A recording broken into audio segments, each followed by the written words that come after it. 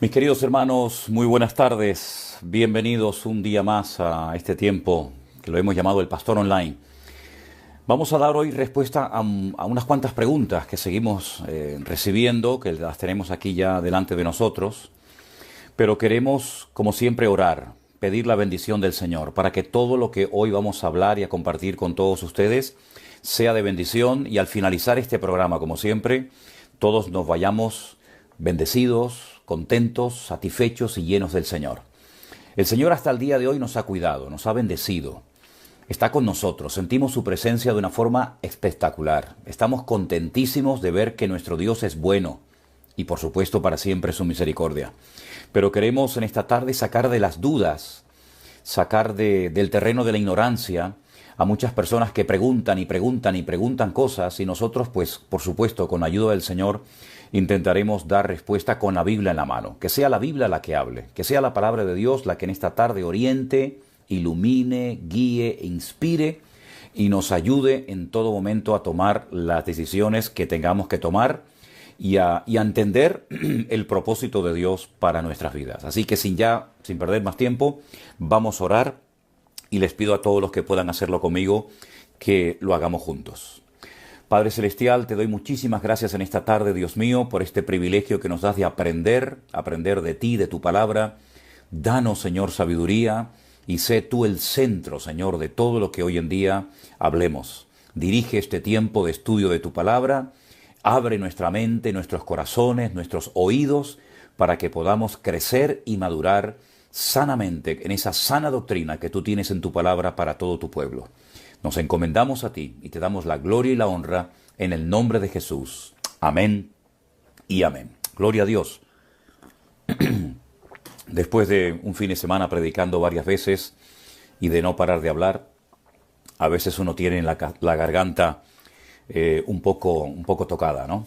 Bueno, antes de comenzar a dar respuesta a las preguntas que ustedes me hacen, déjenme decirles varias cosas. Miren, hermanos, referente a los viajes a Israel. Yo llevo muchos años organizando viajes a ese país donde están nuestras raíces, donde podemos aprender tantas cosas y donde el Señor Jesucristo anduvo por ese lugar. Es un lugar donde usted podrá disfrutar de una manera extraordinaria, viendo con sus propios ojos lo que durante tantos años hemos leído en la palabra. Algunos dicen, bueno, ¿y por qué hay que ir a Israel? Es que no hay que ir a Israel, no es ninguna obligación, no es ningún deber. El que no quiera ir, que no vaya. Pero los que queremos ir y los que queremos compartir la bendición con muchos hermanos, con cientos de hermanos que quieren ir, nosotros nos ponemos a vuestra disposición para organizar viajes. Y hemos organizado muchos. Y tenemos en este momento una lista de espera enorme. Y eso que yo todavía no he dado demasiada publicidad a todo esto porque de momento las fronteras están cerradas. No se puede viajar todavía. Pero eso no significa de que usted no se puede anotar. Eso no significa de que no estamos haciendo planes para el año que viene llevarles a Jerusalén, al Monte de los Olivos, al huerto de Getsemaní, ¿verdad? Que usted vea cómo son las sinagogas, para que cada vez que usted lea en la Biblia que Jesús entraba a una sinagoga, sepa más o menos cómo es la estructura interna de una sinagoga, para que conozca a los escribas y a los fariseos, que todavía existen y caminan por las calles de Israel, para que usted vea cómo celebra ese pueblo sus fiestas, ¿verdad?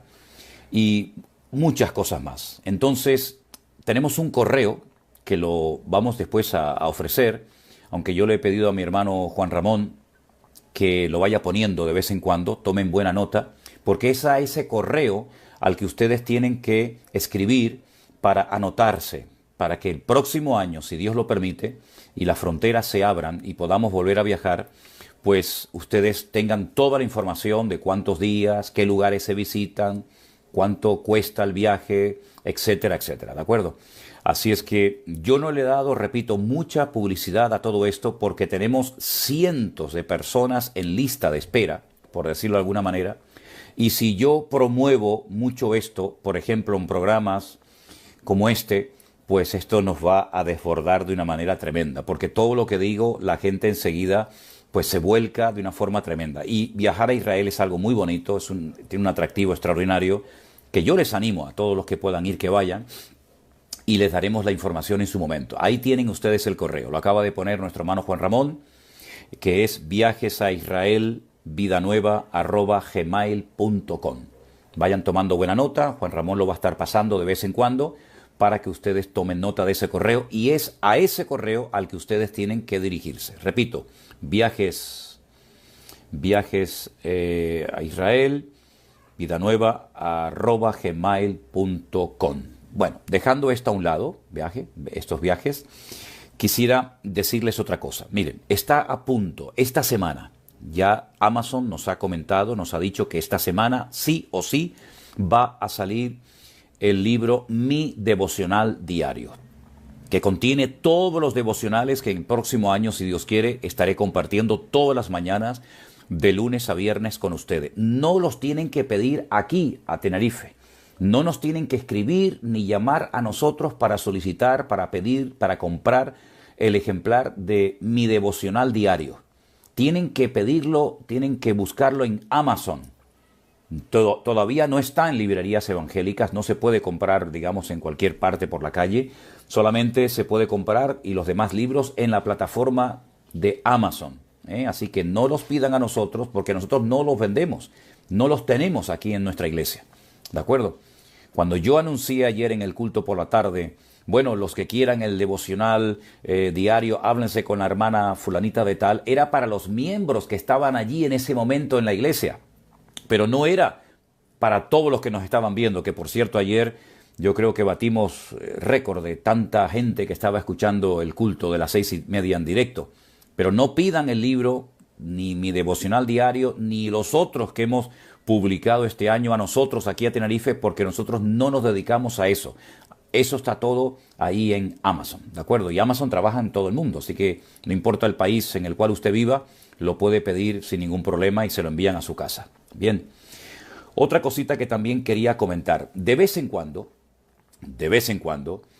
alguien por ahí, que no sabemos ni quiénes son, utilizando nuestro nombre, el mío personal, el del ministerio, el de la iglesia, pues abren cuentas, sobre todo en YouTube, o a lo mejor alguna por ahí también por Facebook o por cualquier otra plataforma. Yo les advierto, les digo oficialmente a todos ustedes que nosotros solamente tenemos 2 canales, uno en Facebook y otro en YouTube, Centro Evangélico Vida Nueva. No nos dedicamos a pedir dinero a nadie. Así que si usted ve una cuenta de YouTube, aunque tenga mi nombre, donde le están pidiendo dinero para orfanatos en Nigeria o en cualquier otro lugar del mundo, no haga caso. No somos nosotros. Nosotros tenemos un canal de YouTube, que ustedes lo conocen perfectamente, repito, Centro Evangélico Vida Nueva, a través del cual retransmitimos los cultos y también ponemos los devocionales. Este canal de Facebook, que es el oficial, el que tenemos nosotros, y nada más. No tenemos más canales. Por lo tanto, en el momento en el que ustedes detecten que hay otros canales con nuestro logo, con nuestros nombres, etcétera, no somos nosotros. Por lo tanto, estén alerta, porque hay gente que se dedica a veces a utilizar los nombres de otras personas para lucrarse y beneficiarse ellos mismos. Así que, ojo con esto. Y otra cosita que quería decir antes de dar respuesta a algunas preguntas que hemos recibido esta tarde, es que nosotros no tengo la costumbre, ni quiero tenerla, de pastorear, de atender, de aconsejar, de asesorar a personas que ya tienen una iglesia donde se están congregando. Personas, escúchenme bien este anuncio, por favor, porque es muy importante y ustedes me tienen que ayudar en esto. Personas que se congregan en alguna iglesia, que están bajo la cobertura de algún pastor. Todas las preguntas que tengan, todos los consejos que necesiten recibir, hablen con sus respectivos pastores. Yo pastoreo y atiendo a personas que son miembros de nuestra iglesia presencial, a los miembros de nuestra iglesia virtual, y hermanos que por distintos motivos no se están congregando. Pero personas que tienen iglesia y pastor, pidan consejos y háganle sus preguntas a sus respectivos pastores, no a mí, porque no soy el indicado. A veces me preguntan, pastor, ¿y usted qué opina de esto? Y pastor, ¿y usted qué opina de esto otro? Bueno, mi opinión no es lo que tiene que prevalecer. Aquí lo que tiene que prevalecer y lo más importante es la opinión, lo que dice el Señor en su palabra, y cuando tiene una pregunta sobre su matrimonio, sobre sus finanzas o sobre cualquier otra índole, vaya directamente a su pastor si lo tiene. Y si no tiene pastor, si no tiene una iglesia donde congregarse, bueno, aquí estamos para ayudar en lo que buenamente podamos y nada más. Y pasamos ya rápidamente a responder a la primera pregunta que hemos recibido hoy. Nos la hace Ronald. Dice: no he recibido, no me ha llegado la revelación sobre los 400 años de esa página en blanco entre el Antiguo y el Nuevo Testamento, entre el último libro del Antiguo Testamento y el Evangelio de Mateo. He buscado desde Abraham hasta David, desde David hasta la deportación de Babilonia, etc. Y no encuentro ese número de 400. Y a veces dice que le salen 420. Es que, vamos a ver, yo dije en una ocasión que cuando termina la historia bíblica de lo que llamamos Antiguo Testamento y comienza el Nuevo Testamento con la figura de Cristo, hay un período de 400 años. Claro, la Biblia no nos dice literalmente eso, pero para eso tenemos la historia secular. Usted, por ejemplo, puede ver que la historia del Antiguo Testamento termina con el imperio medo-persa. Hay 4 imperios que se iban a levantar en el Antiguo Testamento y que se levantaron. El imperio babilónico, con el rey Nabucodonosor a la cabeza, que fue el que deportó a los judíos a su país y mató a mucha gente en Jerusalén y quemó el templo, ¿verdad? Luego se levanta el segundo imperio, que es el de los medos persas, que también lo conoció el profeta Daniel. Después se levanta un tercer imperio, que no se habla nada de él, o no lo vemos por lo menos en acción en el Antiguo Testamento, en el canon de los libros del Antiguo Testamento, que es el imperio griego, Alejandro Magno a la cabeza, un imperio importantísimo. En los libros de los Macabeos, por ejemplo, en esos libros apócrifos, sí nos habla de ellos, ¿verdad? Y a continuación, cuando abrimos las páginas del Nuevo Testamento, encontramos a los romanos, al Imperio Romano, ¿verdad? Que fue antes y después de Cristo. Entonces, entre el Antiguo Testamento y el Nuevo Testamento hay 400 años de historia, de silencio, donde no hay visión, revelaciones, profetas, sino que se tenía que depender directamente de la palabra de Dios. Esos son los 400 años de los cuales yo hablé en su momento, ¿sí? Pero no empiece a sacar las cuentas desde Abraham, la deportación de Babilonia, no empiece a sacar a través de las genealogías porque no le va a salir esa cifra. Porque la Biblia no habla de esa cifra, pero habla la historia secular y no podemos obviar la historia está ahí. Y la historia muchas veces nos ayuda para entender cosas que la Biblia dice o viceversa. También a veces la Biblia nos ayuda a entender ciertos periodos o etapas de la historia. Esos son los 400 años de los cuales yo hablé en su momento, ¿de acuerdo? Por otra parte, Luis Antonio me escribe y me dice: en Romanos capítulo 9, del 1 al 5, Pablo manifiesta un dolor muy profundo e incluso que él prefiere ser anatema, separado de Cristo, por amor a sus hermanos en la carne. Lo que no comprendo es que esta porción de la epístola no encaja. Es diferente a todo lo demás escrito por él en el libro de los Romanos. He buscado una explicación, pero no estoy claro. ¿Podría ayudarme? Bueno, déjeme que le diga algo, Luis Antonio. El que a usted no le encaje lo que dice Pablo referente a lo de Romanos 9, del 1 al 5, no significa de que usted tenga razón. Puede ser que a usted no le encaje, puede ser que a usted le parezca que Pablo rompe un poco, digamos, la línea de pensamiento que viene trayendo en los anteriores capítulos, pero a mí me parece todo lo contrario. Yo creo que encaja perfectamente con el tema que Pablo está desarrollando en la carta a los romanos. Dicho sea de paso, la carta de Pablo a los romanos es una de las cartas más profundas del Nuevo Testamento. Es una carta extraordinaria, es una carta muy bonita y hay que ser un gran conocedor de la palabra de Dios, del Antiguo Testamento, para entender muchas cosas que el apóstol Pablo está comentando en esta preciosa y maravillosa carta. Mire, en el capítulo, por ejemplo, 9, Pablo está hablando acerca de la elección de Israel, cómo el Señor escogió al pueblo de Israel con un propósito. Y cuando Pablo dice que él preferiría ser anatema, apartado, apartado, incluso excluido de Cristo por el beneficio de su pueblo, claro que encaja perfectamente. Revise usted, lea todo el capítulo 9 para que vea cómo encaja perfectamente lo que Pablo está expresando, ese dolor, ese anhelo profundo que él tenía de ver a su país, a sus compatriotas convertidos a Cristo, reconociendo a Jesús, al Señor, como el verdadero Mesías. Así que yo creo que sí encaja perfectamente. Es lo que yo le aporto. Ahora, si usted dice que no encaja, bueno, si no encaja, la realidad es que está ahí, ¿vale? La realidad es que lo que usted dice que no le encaja, encaja perfectamente. Fíjate lo bien que encaja que el Señor permitió que estuviera en la palabra. Si no tuviera nada que ver con lo que Pablo está diciendo, el Espíritu Santo no hubiera inspirado a Pablo para que estuviera esa porción que a usted dice que no le encaja en la carta a los romanos. Encaja perfectamente. En la Biblia no sobra nada.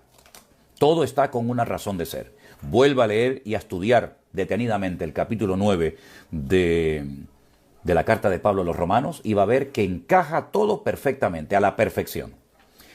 Siguiente pregunta.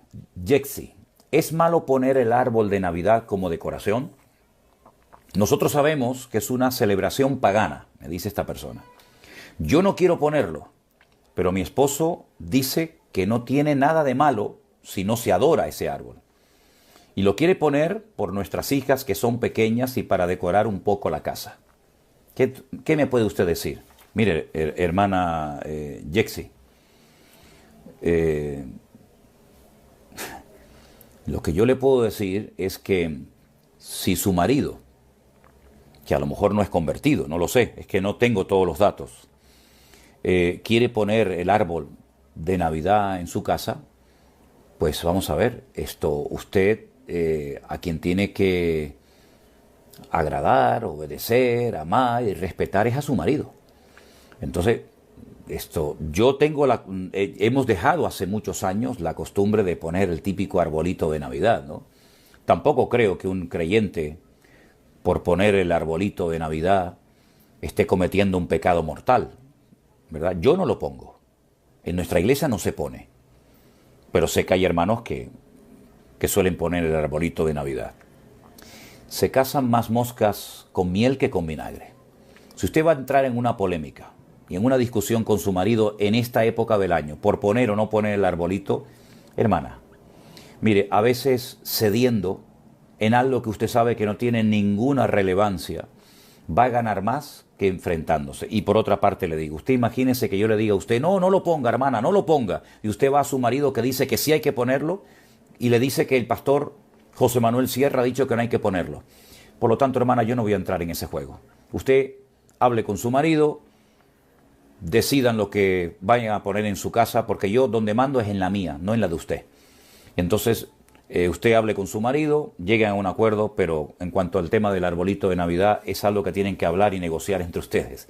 Yo, lógicamente, ahí ni entro ni salgo, como usted puede entender, ¿no? Por otra parte, Edith dice que leyendo la Biblia en Génesis, capítulo 1, lee que Dios creó los cielos y colocó al sol, la luna, para iluminar la tierra, para presidir el día, la noche. En otros pasajes también se habla de cielos. ¿Por qué habla de cielos? Es que, ¿cuántos cielos existen? Bueno, evidentemente varios. Creo que los musulmanes dicen que hay 7. Algunos cristianos dicen que hay 3. Pero lo que es muy curioso que la palabra cielos, igual que la palabra vida, siempre en el texto original hebreo aparece en plural.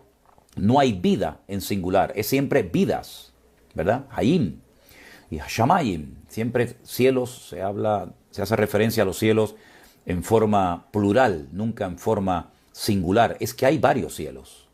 Está el cielo donde Dios mora, está el cielo que vemos nosotros cada mañana. Hay varios cielos. Pablo habla de que subió al tercer cielo. Entonces, bueno, si Pablo dice que subió al tercer cielo, entonces como mínimo tiene que haber 3. Y dice que subió al tercer cielo donde oyó y vio cosas inefables. Parece ser que en ese tercer cielo era donde Dios estaba, donde el Señor le permitió tener un encuentro, unas revelaciones tremendas.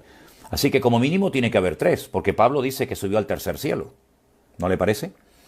Bueno, por otra parte, Francisco dice, ¿cuándo ocurrió la rebelión de Satanás? ¿Fue entre Génesis 1.1 y Génesis 1.3? Pues no le puedo decir con exactitud.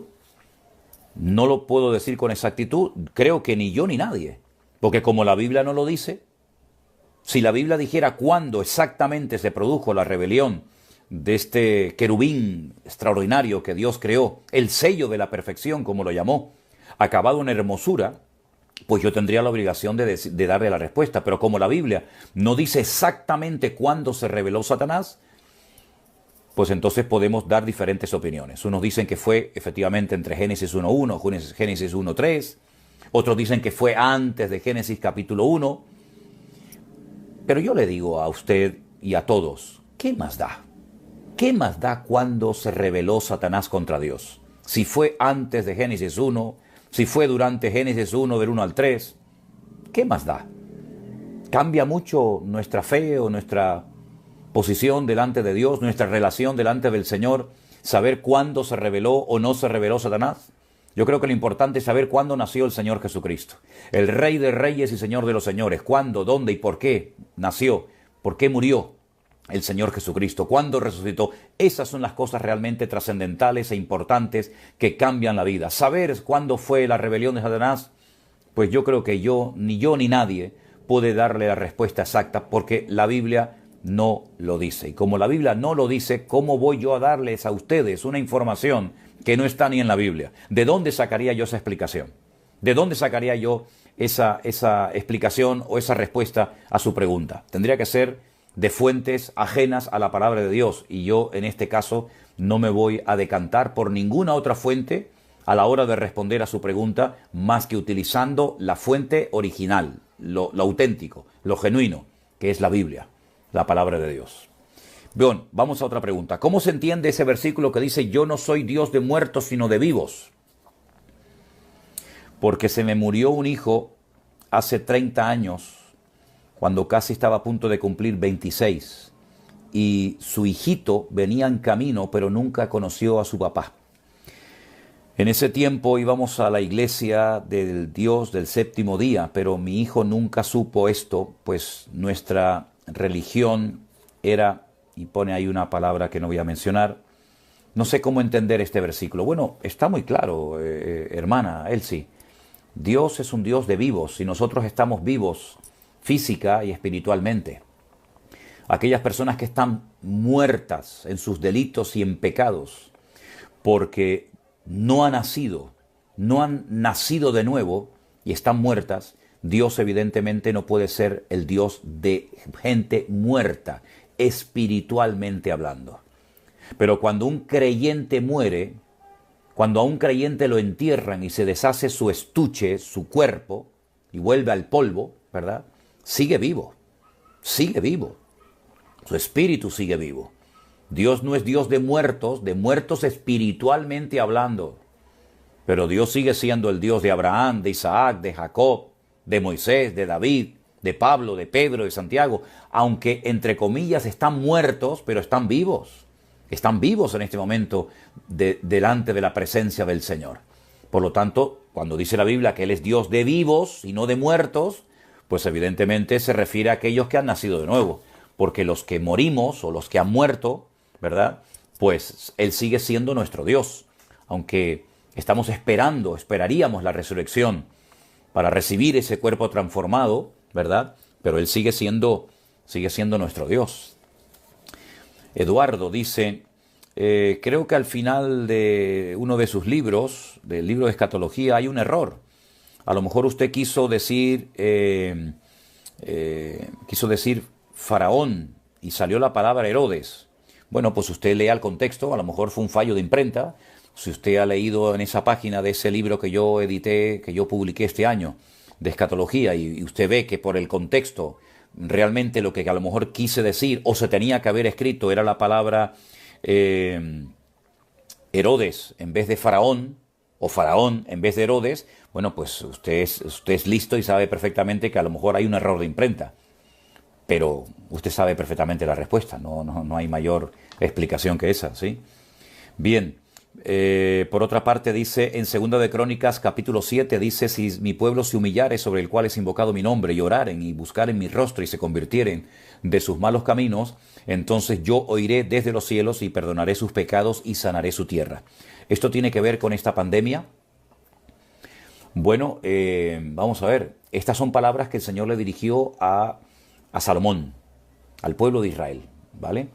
Entonces, que podemos aplicar estas palabras para orar hoy en día por los pecados de nuestra nación, de las personas, y pedir perdón para que Dios traiga sanidad. Bueno, yo no veo nada malo en eso. De hecho, se ha hecho muchísimas veces. ¿Cuántos cientos, miles de encuentros se han hecho en las calles, en lugares emblemáticos de las ciudades, orando por los gobernantes, orando por el país, orando por la economía, orando por la estabilidad del país, por la sanidad espiritual de la tierra?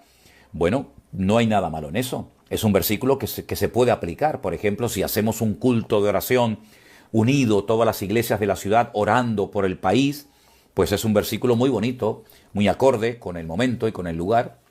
Por lo tanto, puede venir muy bien.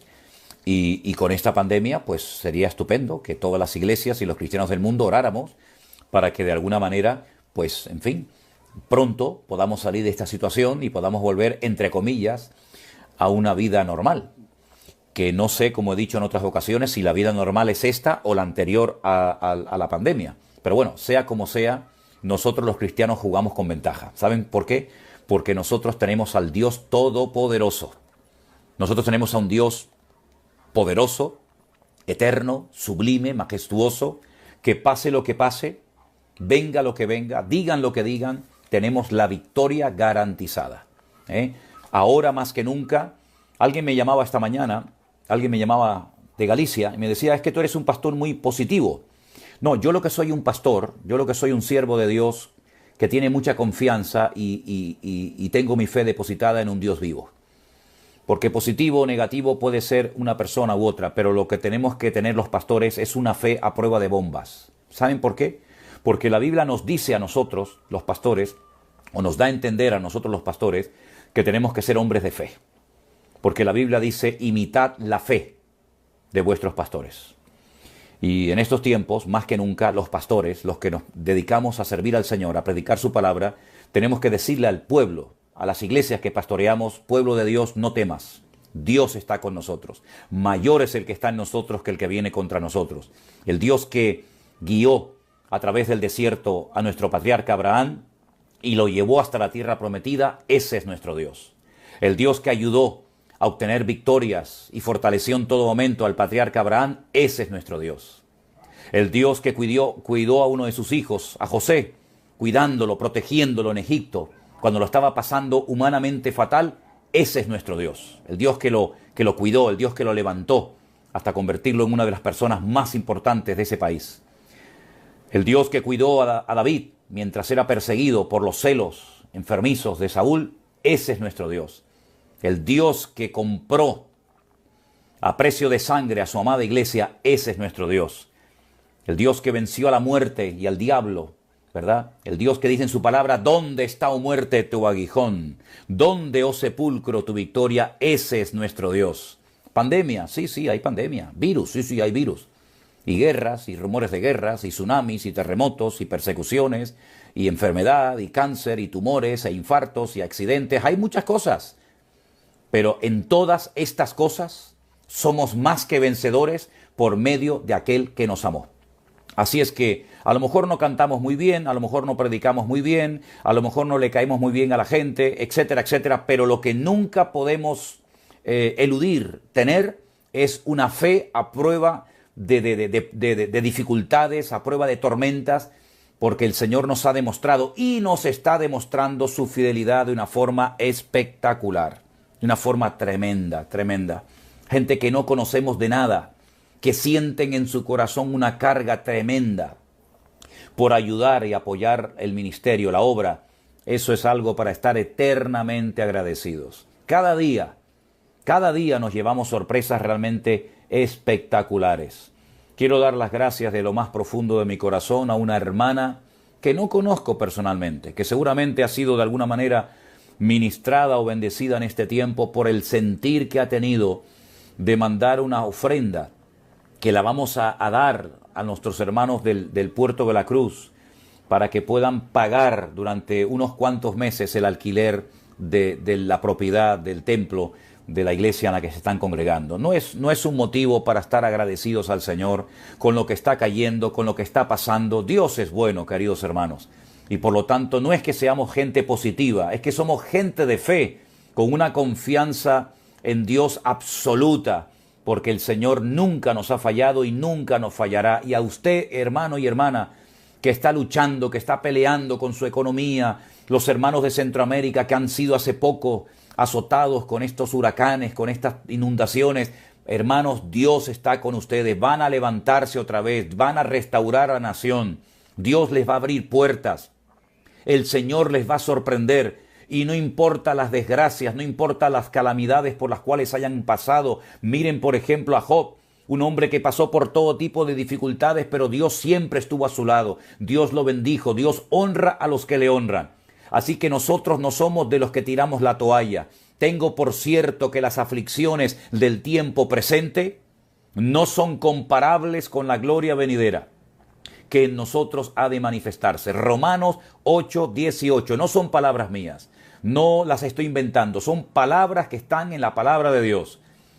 Tengo por seguro, estoy totalmente convencido que lo que estamos pasando no se puede comparar con la gloria que el Señor va a derramar sobre nuestras vidas. La iglesia va a ser avivada, el pueblo de Dios está levantando, Dios está preparando a su amada iglesia para lo que se viene. El Señor viene a buscar una iglesia sin mancha y sin arruga, y estamos más convencidos y fortalecidos en Dios que nunca, porque el Señor es nuestro Dios, y nuestro Dios es un Dios que no falla, es un Dios vivo y un Dios todopoderoso. Aleluya. Bueno, vamos a dar respuesta a otra pregunta, porque me animo, empiezo a hablar y me voy del tema. Hay una persona que pregunta si su Biblia, si la Biblia que ella utiliza está equivocada. Es la palabra que esta persona utiliza, porque dice que a veces yo digo cosas en hebreo que son diferentes a lo que dice a lo mejor en español, en cuanto a la costilla y en cuanto a otras cosas. Mire, nuestra Biblia, la Biblia que yo uso, mire, yo tengo muchísimas Biblias, no sé si las pueden ver aquí atrás de mí. Mis Biblias en mi oficina, donde yo viva, donde yo estoy, siempre estarán en lo más alto. Yo nunca pongo las Biblias en la parte de abajo. La palabra de Dios siempre la tengo. Todo eso que ve usted ahí arriba, no sé si se puede ver bien con la cámara, ¿lo ve? Todo eso que usted ve aquí arriba, todo eso son Biblias mías. Son diferentes versiones, todo esto es en hebreo. Ve, mire, la Biblia que yo suelo utilizar regularmente, cuando leo sobre todo el Nuevo Testamento, es la versión Reina Valera. Cuando leo el Antiguo Testamento utilizo muchos textos en hebreo porque me enriquecen y bueno, porque me dan mucho más información a priori que en español, ¿no? En castellano. La versión Reina Valera no es una mala versión, pero a veces no se puede traducir exactamente un concepto. Hay que adaptar esa palabra, ese concepto, esa idea a un idioma diferente al original. Entonces, su Biblia no está equivocada. Ninguna Biblia está equivocada. Solamente hay una versión que yo no recomiendo. Solamente hay una. Y es la Nueva Versión Internacional. Yo no le recomiendo a nadie esa versión. Sí les pediría que los que estén interesados en saber por qué acabo de decir esto, vean, por ejemplo, una conferencia muy interesante que nuestro hermano en Cristo, César Vidal, dio en una ocasión acerca de la Nueva Versión Internacional. No tiene desperdicio, es muy interesante, la pueden escuchar y de hecho se la recomiendo. Una conferencia, no recuerdo exactamente dónde fue, si fue en Perú, en Colombia, no recuerdo, o tal vez en Estados Unidos, sobre la Nueva Versión Internacional. Todas las demás Biblias en castellano son muy buenas. La versión Nácar Colunga, la versión católica, es una versión muy buena. La versión de Jerusalén, la Biblia de las Américas, la Reina Valera, la versión antigua, ¿verdad? Pero tiene que entender de que es un idioma, el castellano, completamente diferente. Y ojo que nuestro idioma es un idioma muy rico, ¿eh? Tenemos uno de los idiomas más ricos del mundo, con una cantidad de sinónimos y de adjetivos extraordinarios. Así que ya yo le doy muchas gracias al Señor de que Millones y millones de personas hablan este idioma tan extraordinario. Miren la literatura, la época de oro de la literatura española, ¿no? Es un idioma muy interesante, pero a veces hay que adaptar ciertos y determinados términos. Pero de equivocada, nada. La Biblia, la palabra de Dios, en el idioma en el que se encuentre, tal vez no expresa la profundidad del concepto que utilizó en su momento el profeta, el rey o quien fuera que escribiera, pero la versión de cualquier versión de la Biblia, menos la que acabo de citar, son buenas versiones. No tiene usted por qué tener miedo a decir, ay, estoy leyendo una Biblia equivocada, me están engañando. No, en absoluto. Yo llevo 40 años, fíjense lo que les digo ahora. Yo llevo 40 años predicando la palabra de Dios y todo el conocimiento que tengo lo he adquirido de la Biblia fundamentalmente en español. Y no creo que mi conocimiento de la palabra sea malo. No creo sinceramente que esté predicando tonterías ni locuras. Por lo tanto, fíjense de la Biblia, fíjense de la palabra de Dios, porque realmente es extraordinaria. Yo tenía una Biblia que en su momento creo que les enseñé, la Biblia del Oso, un facsímil de la primera Biblia que se tradujo. Y bueno, realmente estamos muy contentos y agradecidos al Señor por las Biblias que tenemos, ¿sí? Permítame dar respuesta a otra pregunta. Pastor, me llegó un curso de teología reformada.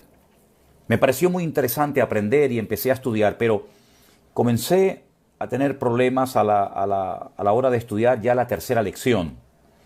Y bueno, la cuestión está en que esta hermana, Sandra, dice, hermano, ¿yo qué soy? ¿Protestante? ¿Soy calvinista?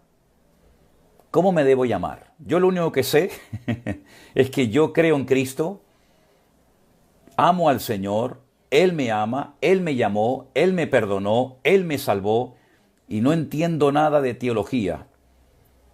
¿Me puede explicar? Mire, hermana, déjeme que le diga algo.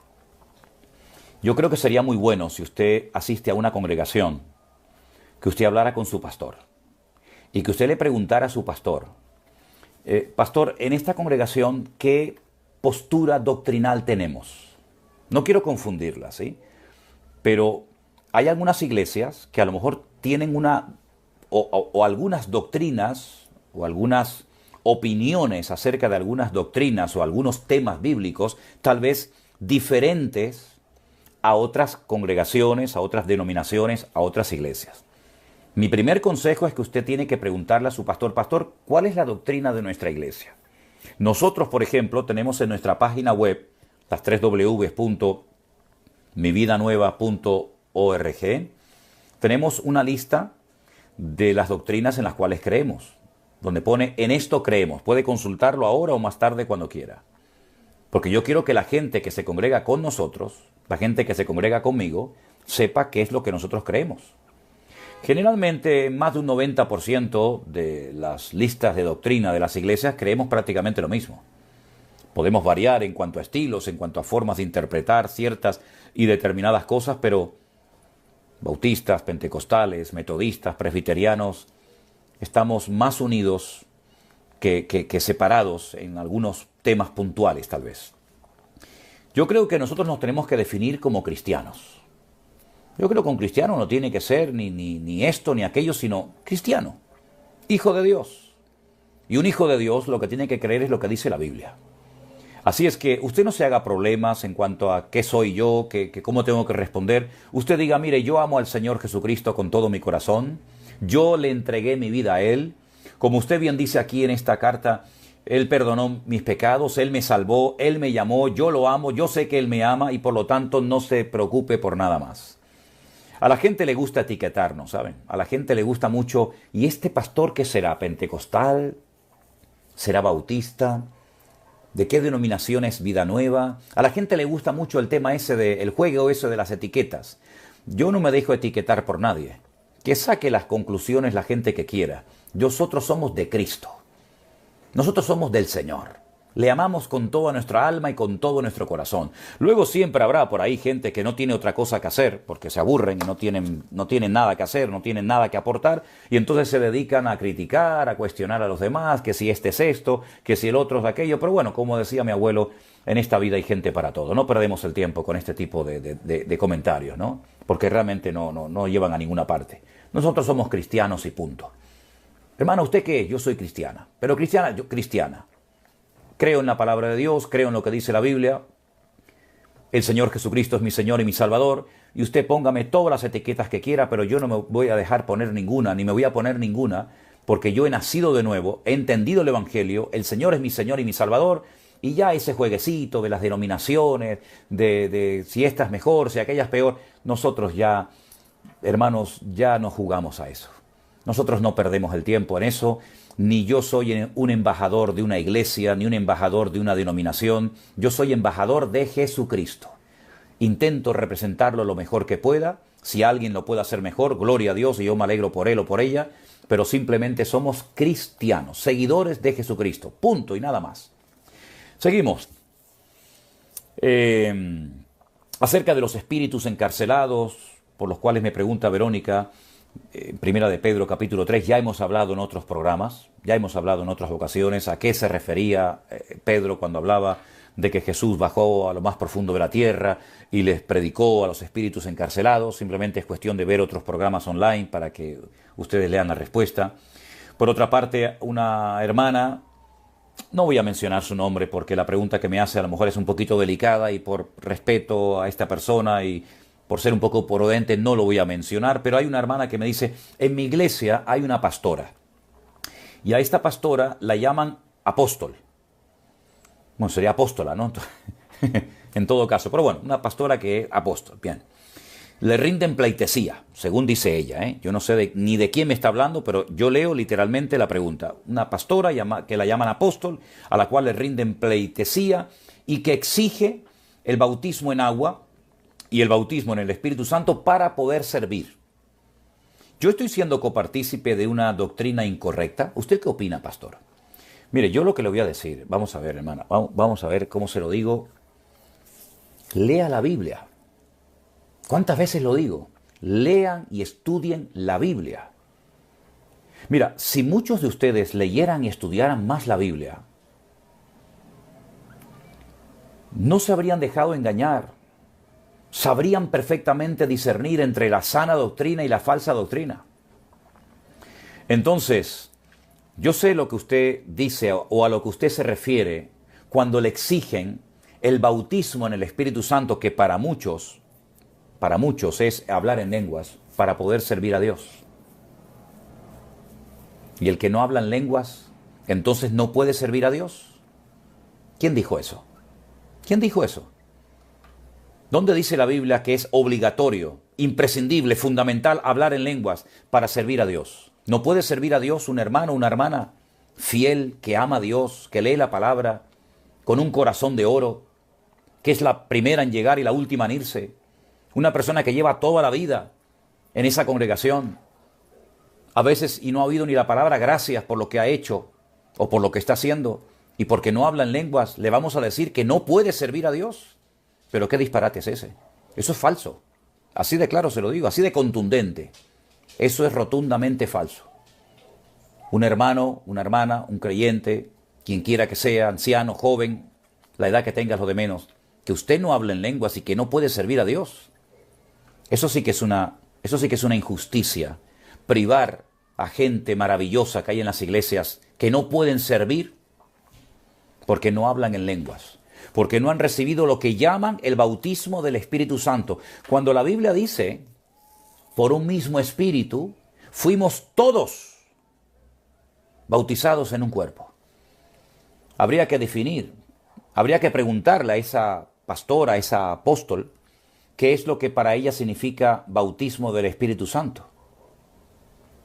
Yo sé a lo que se refieren porque yo me crié en una denominación de corte pentecostal, y sé perfectamente las barbaridades que se dicen y se enseñan, y la gente se las cree.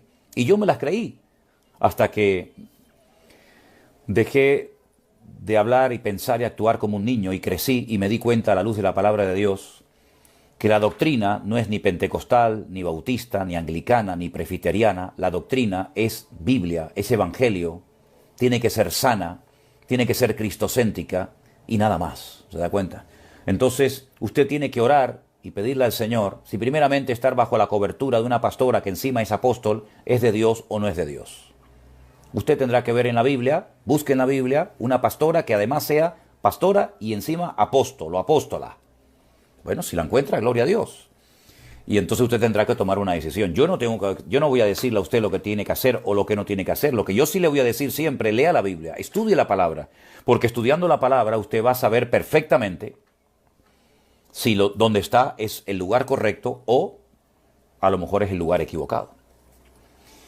Por otra parte, alguien pregunta, David García, según Marcos 19:46, Bartimeo, aunque me han pasado y pone Bartomeu es otro señor muy conocido aquí en España, del mundo del fútbol. Bartimeo, el ciego, ¿era ciego de nacimiento o antes veía?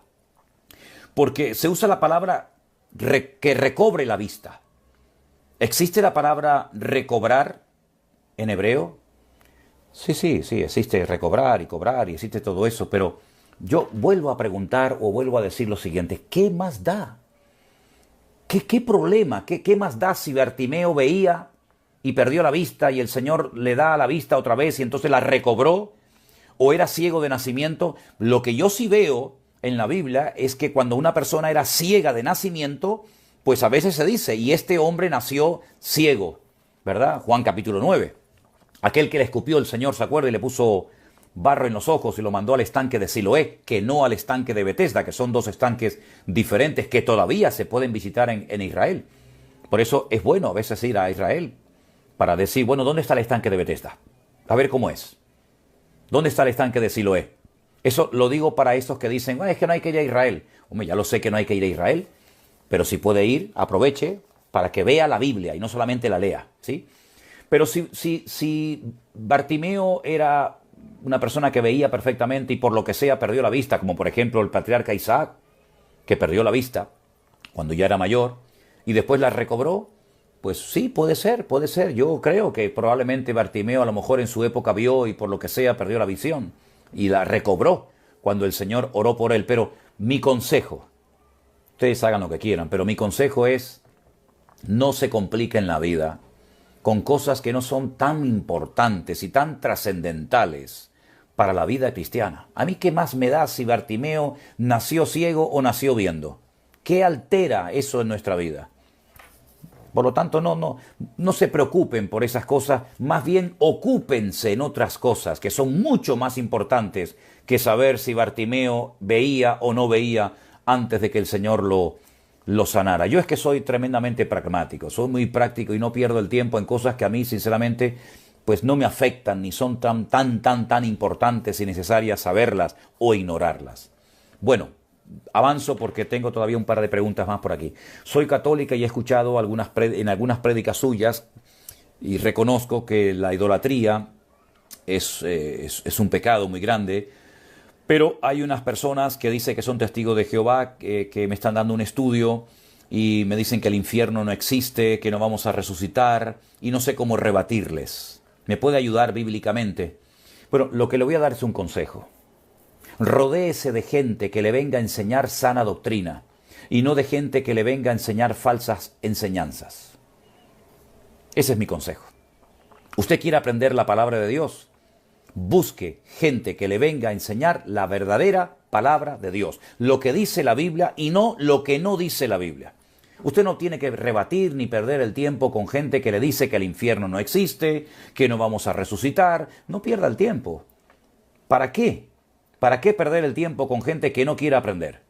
Yo he perdido mucho tiempo hace años de mi vida tratando de ayudar a personas que al final te hacían perder el tiempo y no sacabas nada de nada. Porque en el fondo no querían cambiar, ni querían aprender. Por lo tanto, si usted quiere aprender la palabra de Dios, lea la Biblia. Pídale a un pastor de sana doctrina que le hable la palabra del Señor. Y no esté preocupada en cómo rebatir las falsas doctrinas. Aprenda mejor la verdadera y sana doctrina y se va a dar cuenta de que es mucho mejor aprender bien la verdad que tratar de aprender la verdad para rebatir a los que dicen falsa doctrina, pero creen que están diciendo verdadera doctrina. Así que, Elsa, no pierdas el tiempo escuchando a gente que no te van a enseñar la bendita palabra de Dios. Invierte tu tiempo y ocúpate en estudiar la verdad, porque conociendo la verdad serás libre y conociendo la verdad no vas a ser nunca manipulada ni engañada, ni llevada de un lugar a otro, como muchas personas lamentablemente son llevadas. Bueno, hay algunas preguntas más que quedan en el tintero, pero ha pasado el tiempo y voy a dejarlas para el próximo día. Sigan mandando sus preguntas, hermanos. Sigan enviando sus preguntas. Intentaré, con la palabra de Dios en la mano, responder a todas y a cada una de ellas. Hoy hemos recibido muchísimas. Tenemos a dos hermanas que son las que recopilan, las que reciben las preguntas y luego me las envía nuestra hermana Canderina, nuestra hermana Beatriz, y hacía días que tenían estas preguntas, ¿verdad? Sigan mandando al correo de la iglesia, mividanueva@mividanueva.com o .org, perdón, no recuerdo ahora mismo muy bien el correo. Bueno, el correo que aparece en la página web de la iglesia. Todas las personas que estén interesadas en el tema de los viajes a Israel, la información ahí la tienen, la acaba de poner nuestro hermano Juan Ramón ahora mismo, ahí aparece en la pantalla de ustedes. He visto algunas fotografías que ustedes me han mandado donde están viendo en una pantalla enorme, en una pantalla gigante, otros en el teléfono móvil, en el celular, otros en una pantalla de computadora, de ordenador. Pero sé que hay muchos hermanos que ven este tiempo en unas pantallas inmensas y bueno, la verdad que tiene que ser muy bonito, ¿no? Oremos, hermanos, oremos al Señor para que Dios nos siga usando, para que Dios nos guarde, para que Dios nos proteja en este tiempo. Y saben una cosa, hermanos, quiero terminar con esta pequeña reflexión, pero no por hacerla al final es menos importante que si lo hubiera hecho al principio. Lo que pasa es que aprovecho ahora que hay mucha gente conectada para decir lo siguiente. Circulan muchas cosas por internet, cada día más, sobre cualquier tema, sobre la vacuna, sobre la Biblia, sobre la iglesia, sobre los pastores, sobre la segunda venida de Cristo, sobre el nuevo orden mundial. Es decir, hay cantidad de material y cantidad de información. Miren, les voy a enseñar cuál es la fuente de mi información. Esta es la fuente de mi información. Aquí está. Cuánto amo tu palabra, decía mi querido rey David. Cuánto amo tu ley. En mi corazón he guardado tus dichos para no pecar contra ti. Enséñame las maravillas de tu ley. Lámpara es a mis pies tu palabra y lumbrera a mi camino. El cielo y la tierra pasarán, pero tu palabra siempre permanecerá. Aquí es donde tenemos que poner la mirada, en la palabra de Dios. La palabra de Dios es viva, la palabra de Dios es eficaz, la palabra de Dios ha sido el único libro que ha inspirado el Espíritu Santo y que ha fortalecido la fe de millones y millones de creyentes a lo largo de la historia de la humanidad. Por ella han dado la vida centenares de personas. Por ella se han esforzado y sacrificado miles de siervos de Dios para llevar sus palabras, sus mensajes de consuelo, de aliento y de esperanza hasta el último rincón de la tierra. Por ella, por la palabra de Dios, personas dieron la vida para que otras pudieran hoy tenerla en la mano, predicarla, amarla, vivirla e interiorizarla. Por lo tanto, vamos a prestar más atención a la palabra de Dios, porque en ella encontramos no solamente información extraordinaria sobre personajes, sobre acontecimientos históricos, sino que además encontramos miles y miles de promesas que son todas sí y amén en Cristo Jesús. Cuando estás en duda, cuando estás enfermo, cuando estás en la ruina, cuando estás solo, cuando te sientes incomprendido, cuando piensas que nadie te ama, en la Biblia siempre encontrarás el aliento, la fuerza, el ánimo para seguir adelante.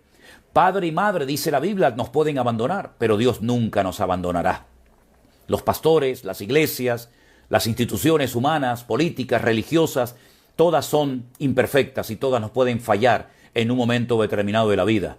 Podemos creer que se nos malinterpreta cuando hablamos. Podemos sentir que no somos amados, respetados o queridos. Pero lo importante es lo que dice Dios en su palabra. ¿Y qué dice Dios? Nadie te podrá hacer frente en todos los días de tu vida. No ponemos nuestra confianza en hombres de barro, que los hombres dicen que son dioses por cosas maravillosas que han hecho a lo largo de su vida deportiva o de su vida artística, nuestra confianza no está puesta en hombres, en pastores, en religiones, en grupos. Nuestra fe y confianza está puesta en Dios. Y en este tiempo, lo que tienen que prestar atención es a lo que dice la Biblia. Internet dice muchas cosas. Algunas son así y otras no son así. Pero no se dejen asustar. No se dejen manipular. No se dejen sacudir. No se sorprendan por las pruebas que están experimentando o experimentarán en el futuro. Porque todo esto está profetizado en la Biblia, en la palabra de Dios. Por lo tanto, mis queridos hermanos y amigos, de tirar la toalla, de desanimarnos, de meter la cabeza bajo la almohada, de huir, de salir corriendo y meternos en una cueva y decir, quítame la vida, de eso nada. Nosotros iremos de gloria en gloria. Sí, sí, sí. Y de victoria en victoria. Y de triunfo en triunfo. Y de bendición en bendición. Porque sabemos en quién hemos creído. Y el Señor nos guardará. Sí, de toda obra mala, de las que conocemos y de las muchas que ignoramos. El Señor nos guardará de la boca del león rugiente que anda alrededor de nosotros buscando a quien devorar. Porque mayor es el que está aquí, conmigo, que el que viene contra mí. Por un camino vienen y por 7 se van. Así que mis queridos hermanos, adelante, ánimo. Cristo viene pronto y Él viene a buscar una iglesia sin mancha y sin arruga. Vamos a dejarnos planchar, vamos a dejarnos tratar por el fuego, por el calor de la presencia divina en nuestros corazones. Vamos a dejarnos limpiar por la preciosa sangre de Jesucristo y por la poderosísima palabra del Señor. ¿Miedo a quién y a qué? Cuando dice la Biblia que nuestra fe ha vencido al mundo y el perfecto amor echa fuera el temor. Así que por lo tanto, amada iglesia de Jesucristo, donde quiera que te encuentres, en el coche, en la cárcel, en un avión, en una cueva, solo o acompañado, ahí donde estás, que Dios te bendiga, que te fortalezca grandemente el Señor. Ánimo, no importa, no es que ya soy muy mayor, no importa. Muy mayor era Moisés, cuando el Señor le dice, vaya a Egipto y sáqueme al pueblo y tráigamelo aquí para que me adore. Muy joven era, ¿verdad?, Samuel, pero Dios le reveló palabra profética para que al día siguiente se la dijera al sacerdote ya cansado, ¿verdad?, y en la recta final de su vida, Elí. No hay joven, no hay anciano que Dios no pueda utilizar. Mientras haya latido en tu corazón y el riego sanguíneo corra por tus venas, hay esperanza. Y estamos viviendo en unos tiempos gloriosos. Gloria a Dios por el tiempo en el que estamos viviendo. Gloria a Dios por todo lo que está sucediendo y por todo lo que vendrá en el futuro. Porque esto es una escuela y queremos aprobar los exámenes con buena nota. Y Dios está probando nuestra fe. Vamos a permitirle a Dios que después del fuego de la prueba, nuestra fe salga fortalecida, robustecida y más afianzada que nunca en los caminos del Señor. Que Dios les bendiga y terminamos este tiempo con una oración. Padre Celestial, a ti la gloria, a ti la honra, gracias desde lo más profundo de nuestro corazón por este tiempo maravilloso que nos has permitido tener. Padre, donde quiera que se encuentre ahora un hijo tuyo, bendícelo, guárdalo, protégelo, líbralo de todo peligro y de todo mal. Señor, y permítenos llevar a cientos, a miles de almas a los pies de Cristo. Tú sabes que nuestro anhelo es poder alcanzar a millones de almas para ti. Señor, y sé que el que es fiel en lo poco, tú lo pones sobre mayores cosas. Bendigo a todos mis hermanos y te doy gracias por tu ayuda y por tu bendición de cada día, en el nombre de Jesús. Amén, amén y amén.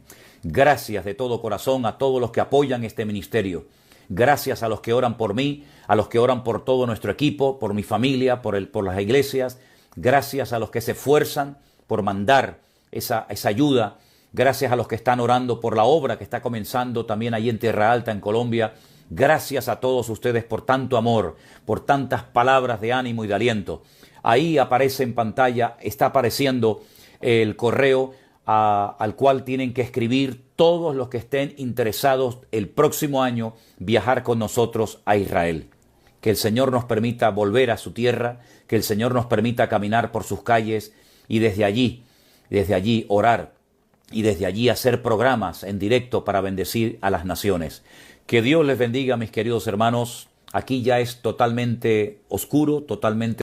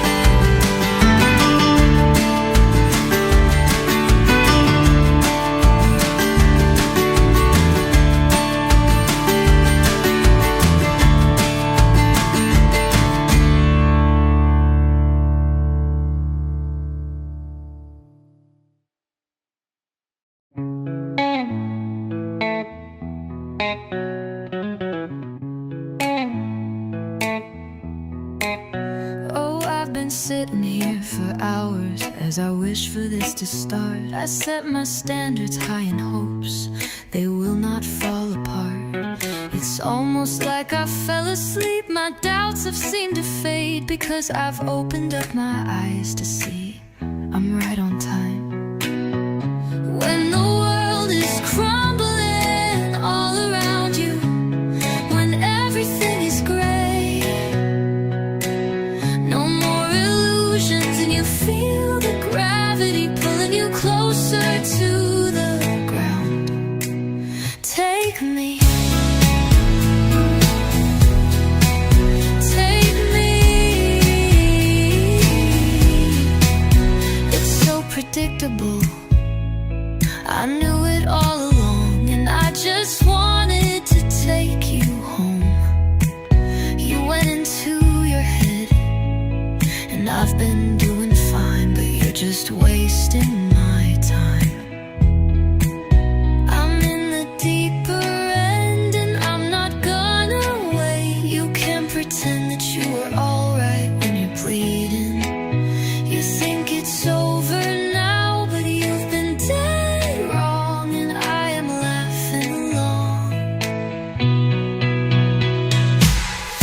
When the world is crumbling all around you, when everything is gray, no more illusions, and you feel the gravity pulling you closer to the ground. Take me, take me. It's so predictable. It's so predictable. It's so predictable. It's so predictable. It's so predictable. It's so predictable. It's so predictable. It's so predictable. It's so predictable. It's so predictable.